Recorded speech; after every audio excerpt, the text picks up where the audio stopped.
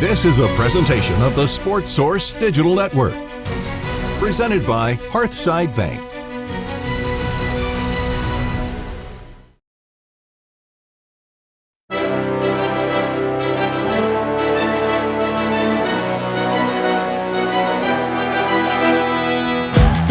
Welcome into Sports Source Premiere. I am Will West on the new Sports Source Digital Network. You like content like this? Like and subscribe. I'm Will West. That's Chris Carroll. Chris, noted Wolverhampton fan. Yep. Also resident, or native, if you will. Well, yeah, hence Wolves fan by birth and raised there. So, yeah, I'm afraid I got dealt that hand. You got dealt the hand. I chose the hand. I'm a Tottenham fan, and it's going incredibly well right now for me. Let's start out with the train wreck that is Tottenham Hotspur. Ange Postecoglou, still manager of Tottenham right now, despite that horrifying loss to Leicester City over the weekend. Is it the right move for Daniel Levy to stick with Postecoglou right now? Yeah, I really think it is. Don't fire him yet. It looks bleak in the league. 15th doesn't look right for Spurs, but you're still in three trophies. You could still win three cups this year. So don't make the same mistakes you did a few years back. Firing Mourinho right before the League Cup. That monkey could be off your back by now. Leave things as they are. Yeah, look, it's tough for me as a Spurs fan because I would like to see some type of change happen. Part of it is, though, as a Spurs fan, we all know you can have whatever revolving door of manager or sporting director, technical director. As long as Levy's there, we know this is going to be the problem.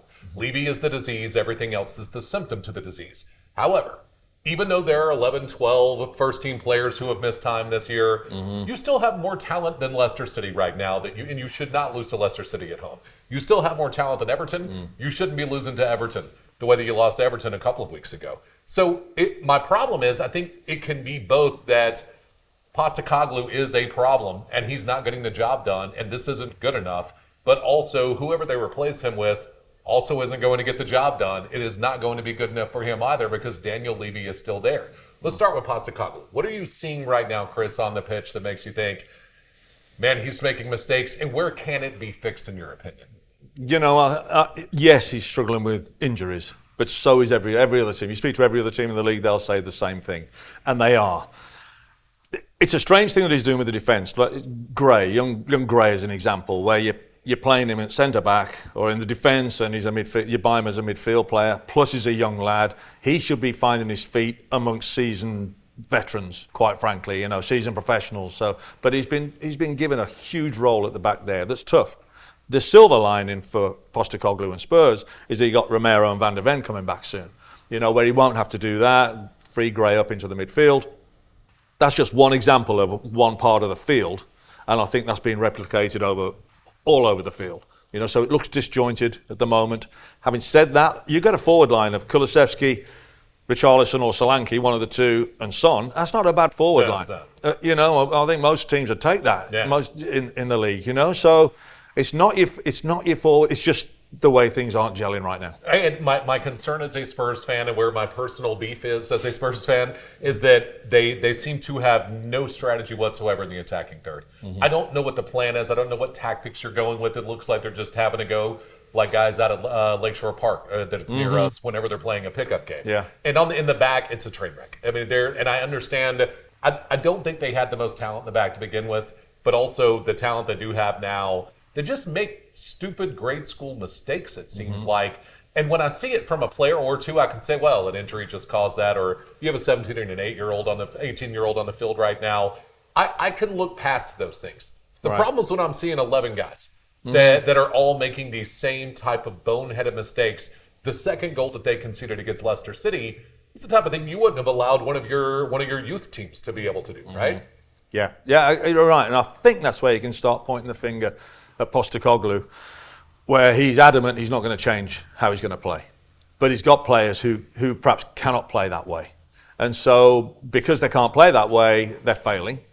And the more they fail, the more they don't trust each other, they don't trust the system. And so the dominoes continue to fall. One of the things that, as I mentioned just a second ago, every Spurs fan knows Levy's the problem. And regardless of who you put in those positions, this is part of the reason why I'm not surprised they didn't fire Postecoglou, is I don't know who's going to walk in with 3-4 months left of a season into that kind of a train wreck and leave a good place or a secure place where they're at right now to step into that position. because I don't know how much this is necessarily going to improve outside of the fact that you are going to get Mattson back and you get a few, you get your frontline players back.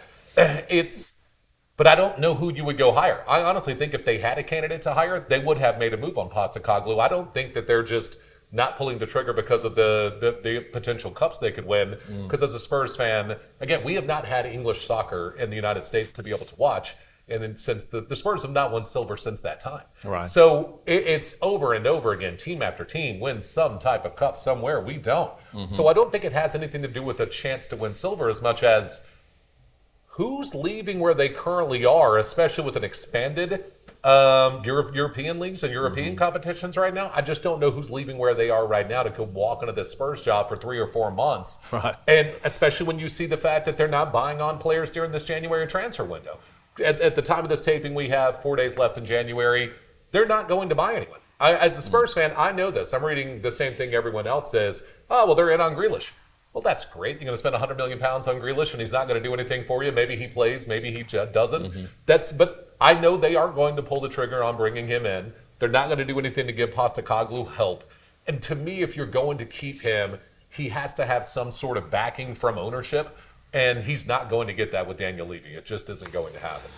I think the Levy argument, I have a problem criticising owners who have obviously spent millions and millions, more money than I can ever dream of building let's call it a project or a business, the way he's built the new stadium and the training ground, etc., etc. So, but I heard a phrase the other day and talked about describing owners. Some want sporting excellence in their organisation. Some want a profitable business. And it looks like Levy is the latter. Yeah. He's not, apparently he could spend more money. They're underneath the financial fair play. They could spend more money on the wages. They're not spending anything like on wages that the top, your elite teams are spending. And so they're not attracting those elite players. They're attracting level B players in terms of wages. You know? Well, it's very much doing it like you see a lot of smaller clubs do. They're going to get young guys, 17, 18-year-olds. They're bringing them in. And I get it, to build for the future. We saw Arsenal have a lot of success working that way, bringing in good young players and keeping Arteta, even when fans were waving banners calling for his job. There was at least a plan there. Right. There's no plan here right now with Spurs. And it also makes me think, as a Spurs supporter, man, Harry Kane was covering up a lot of issues just with his how great he was. Because now I'm getting to see what this team is without Harry Kane, and it's not great. The one thing that I think has always saved Levy is that he's never been close to relegation.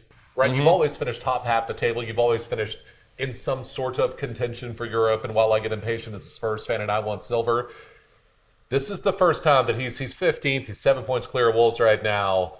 But this is not great, right, for Tottenham, and especially the fact that you're not spending to bring players in.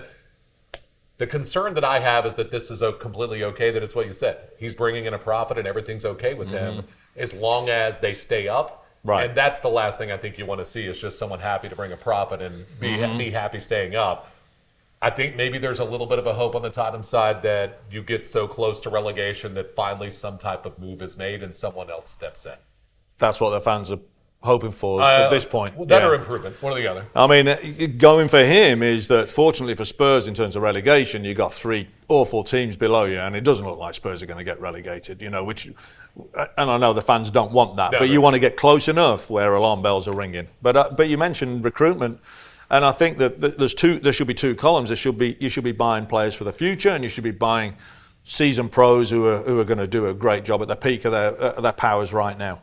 And you're not buying those seasoned pros who are at the peak of their powers right now. There lies the problem. You're putting young guys in who are having to do more than expected at this time of their careers. And you're pointing your finger at Lang there, or is he following direction from Levy? The Lang, your sporting director. My concern is that you can have Longa and you could point the finger to him, and I don't think he's done necessarily a great job. But at the end of the day, you can put anyone in that position. And we just keep having a revolving door of different names in the sporting director position, technical director position, manager position. There's one constant, and it's Levy. And as long as Levy, I have said this about, for those that are American football fans, the Dallas Cowboys, as long as Jerry Jones draws breath on planet Earth, they will never win again. And they will never win a Super Bowl. And I'm feeling that way a little bit about Levy. As long as Levy is in charge of Tottenham, I don't believe that we will ever hoist silver under any circumstance. It's possible, because now you've got Postecoglou coming out saying he needs help in the transfer window.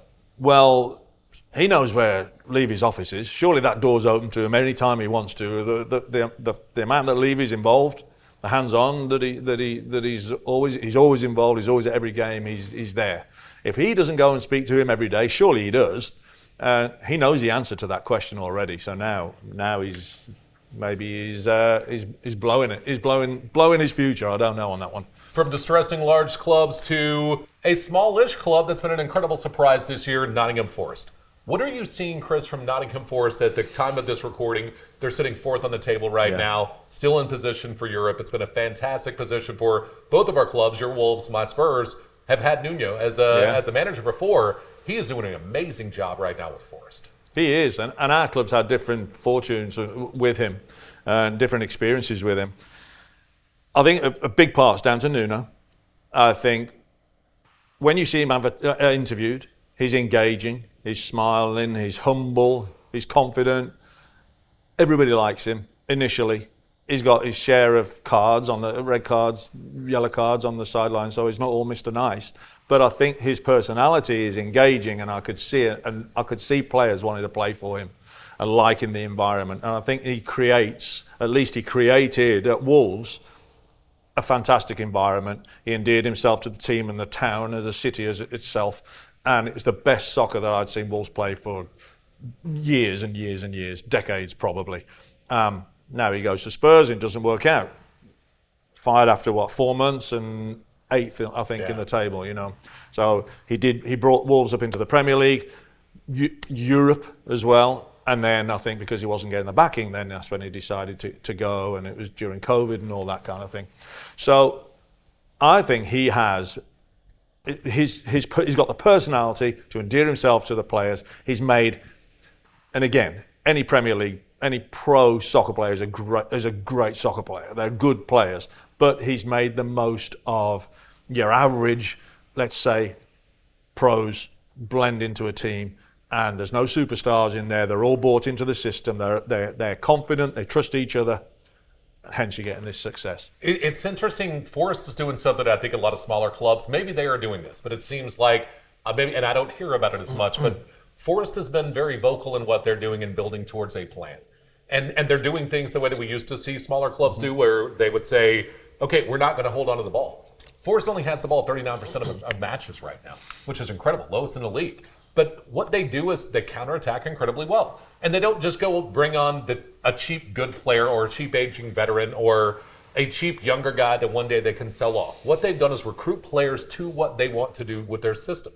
They fantastic goalkeeping. I really like the goalkeeping right now. Sells leads the EPL in clean sheets. But he doesn't face as many shots as a lot of other goalkeepers do because they're so unbelievably technically sound at the back. They're fantastic on set pieces, only allowing 2 goals on set pieces all year long, lowest in the Premier League right now as well. And even though they only have the ball 39% of the time, they brought on players that counterattack incredibly well.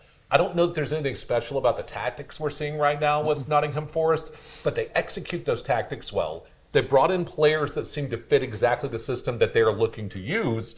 And they're just winning. And look, and this weekend aside, I do think that was just an outlier. I don't believe that. And who among us right now might not lose 5-0 to Bournemouth? But I just look at what Forest is doing, and I think that is smart. You didn't go, because sometimes the small clubs, it seems like it's just scattershot. I'm going to bring in 30 players, 25 players, and 12 of them are going to be gone in a year, or 19 will be gone in a year. But we got these players and they're pretty good, and we can sell them on sometime down the line when we get relegated, and we'll make a lot of money off of them, and financially we'll stay sound. They're trying to win, and I know their ownership's a little eccentric, but they're trying to win with a system that will help them win. Chris Wood, you and I have been a fan of Chris Wood for a really long time, since the Burnley days at least. And so it just seems like they have a really nice, not a tactic, but a strategy. They have a strategy in what they're doing. They brought in players that fit that strategy. And yes, they can't spin like City can, or Liverpool, or United, or Spurs. But man, they've done a fantastic job of finding people who fit what they want to do and what their tactics are. That's right. And I don't want journeyman to sound disrespectful, but when you have journeyman players like you would, they look like they enjoy playing. Yeah. They look like they know the system. They're loving playing together. It's not boring watching Forest because they might defend and then win the ball and go. It isn't parking the bus, right? It's not parking the bus. They're not defending, so you get bored and it looks negative. As soon as they win the ball back, they're gone. Yeah. And it's exciting. It's common sense, quite frankly. Defend, win the ball back, go attack. Go attack quickly before the opposition get the defence set. It's how we used to see small clubs try to compete in the Premier League for a long time, and it feels like a lot of people have gotten away from that. Absolutely, it used to be. I think there's so much emphasis now put on systems of play and parking the bus. Or are you defensive, or are you going to play the ball out from the back? And back in the day, the great teams, they just used to defend together if they didn't have the ball, and then attack together quickly if they didn't have when they had the ball, and attack the space that's in front of you. And that's what Forest are doing. Why wouldn't you go quickly? And attack, put the ball into behind the opposition defence. As opposed to the absolute opposite in the heyday of Man City, who play the tiki-taka stuff and try and thread the ball through. But they got their players to do that, thread the ball through a little 2-yard gap, inside the 6-yard box of the opposition area. So Forest can't do that. They don't want to do that. They're attacking quickly, as are a number of teams starting to do that now. I think people are realising we don't have to label us. You don't have to label one thing or another as defensive or attacking. You win the ball, just get it done. Let's talk about Manchester City. You just mentioned them. Pep Guardiola earlier this season saying there's no chance that they can win the Premier League. I have always said to you that I believe that Manchester City, they are like a horror movie villain. Until I see the credits roll in a given season, I'm not going to believe that Manchester City is dead. I think they're 8 points behind right now, but they're still right there in that top 4. Do you believe Pep? Do you believe Manchester City can't win the Premier League this year? I don't think there's many people who bet their house that Man City had done. Yeah. I think he's trying to take the pressure off himself. It looks like they're out of it. It looks like it. I think if they won from here, it would be a record in terms of. I think they're 1 point behind what Arsenal did years ago. Okay. But if Liverpool win their game in hand, then they'd be like, then City would be breaking records. But that's what City do. They break records. They're breaking all sorts of records. It looks like they're dead, but the credits at the end of the movie haven't rolled yet. Yeah, look, it's interesting with City because when I try to pinpoint what's going on with them, I look at the first thing you point to is De Bruyne's abdominal injury. Mm-hmm. Then you look at Jack Grealish, who's done about as much for City as I have this year, and he's not giving you a whole lot. And sometimes with Grealish, it's always somewhat the same thing where he seems as enamored with being a celebrity as he does being a football player. But you're not getting a lot from those guys. You miss some players that you've had to let go. But as much as we point to the attacking side, and it is a point right now where I think if you're a City fan, you're looking at it saying, if Haaland or Foden don't give us a goal, I don't know where one's going to come from. But right now, their goals per match average isn't that far behind the last 2 years. They're still over 2 goals per match is what they're averaging right now. The interesting thing is defensively. Through 23 matches, they've given up 30 goals. In last year's campaign, they'd only gave up 34 goals on the entire season. 2 years ago, only 33 goals on the entire season, at least in EPL play. So to me, I believe they're missing John Stones and they're missing Kyle Walker just as much as they're missing a healthy De Bruyne and a motivated Jack Grealish right now. It's what's happening on the back end for City that's causing the problems as much as the attacking side. No, I agree. I think it's both, but I think their defence has just been disrupted. With Walker just being, for whatever reason, all at sea, he's got a bit going on in his personal life. That's possibly affected him. Stone's out. Guardiola's playing on the left at the back. He's scoring more goals than he's stopping. And so, yes, you used to be able to rattle off who the defence was. It was same every game. Yep. Now, and then you've got Rodri, who used to protect the defence and he was the quarterback, and he's been missing. So defensively, done. It does feel a little bit like Liverpool a couple years ago, though, right? As some of their players were aging, they had to let some guys go, and there are other dudes who are young, but maybe haven't stepped into their primes just yet. Jeremy Doku's a guy that I would point to with that. And it seems like they have some pieces in place. This also just kind of happens, right? Empires fall. And that's a little bit of what's, I think, happening with Manchester City. But it makes me wonder because... It makes you wonder if Pep might be thinking about walking away as well within the next couple of seasons. or will he see the full rebuild all the way through? Or, because Klopp kind of saw the rebuild through and then stepped away.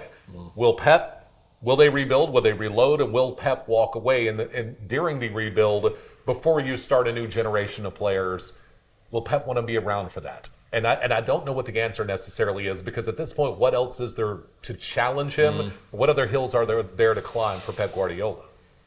I'm wondering if Pep is toying with the idea of playing with a new system, because the players he's got can't play the way they have been playing, the way they've been successful. They don't have the players, or at the level, they're over they're past their peak. De Bruyne, Gundogan, Silva. I watched the game the other day. They couldn't string 3 passes together. It was like the confidence was shot. And then you got Haaland. While they're doing that, you got Haaland standing there, twiddling his thumbs. Exactly.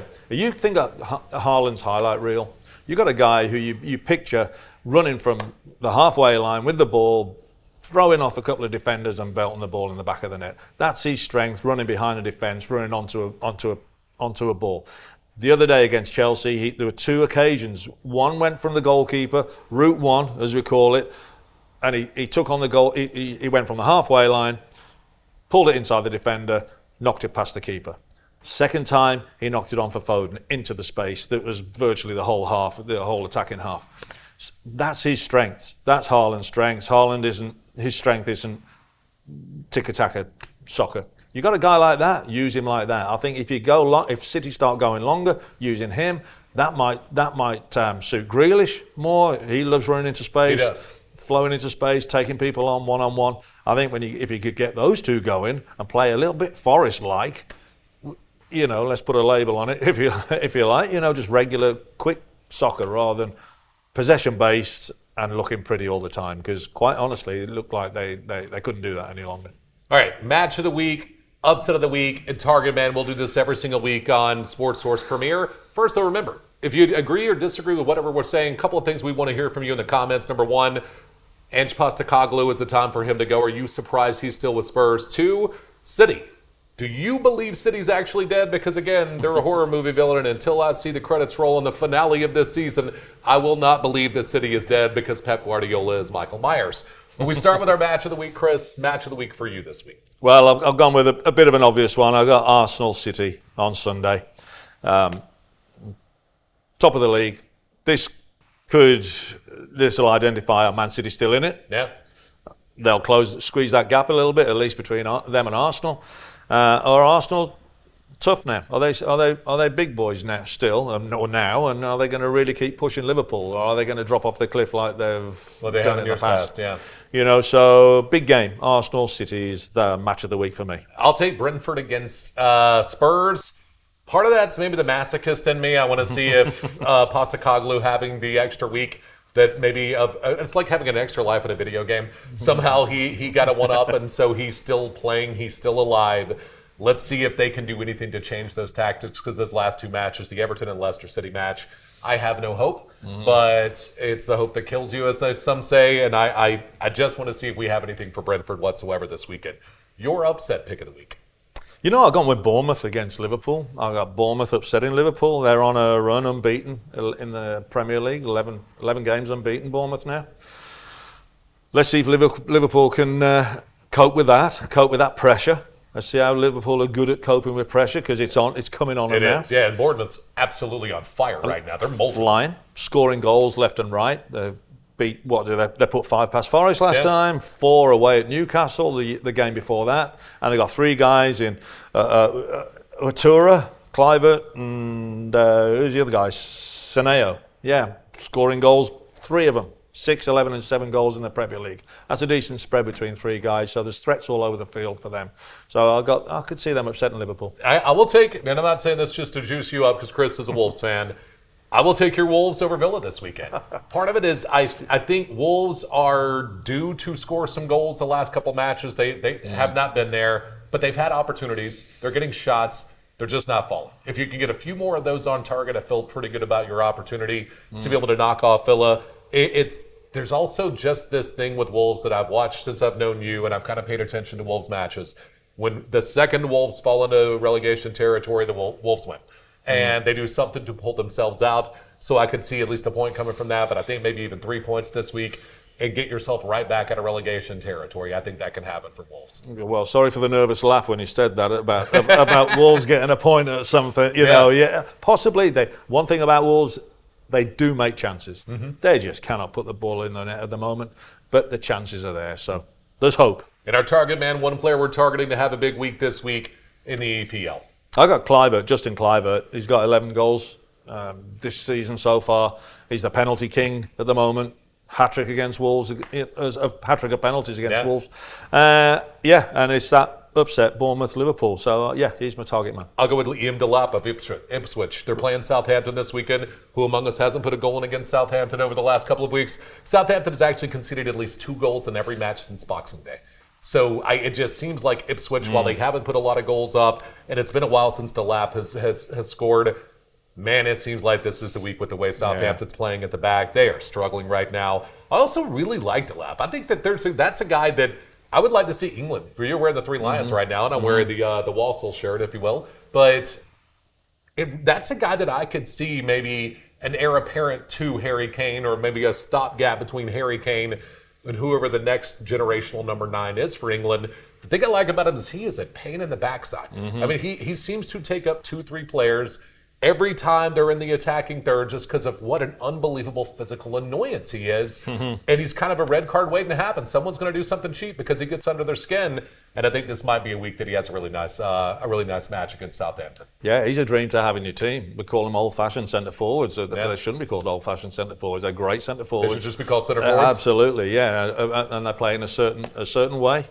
And which team wouldn't want one of those, I'll tell you. Yeah, there you go. That's Chris Carroll. I'm Will West. Apologies for the Liverpool stuff. Our executive producer, John Pennington's incredible at his job, but, no accounting for taste when it comes to EPL teams. Thanks for watching Sports Source Premiere.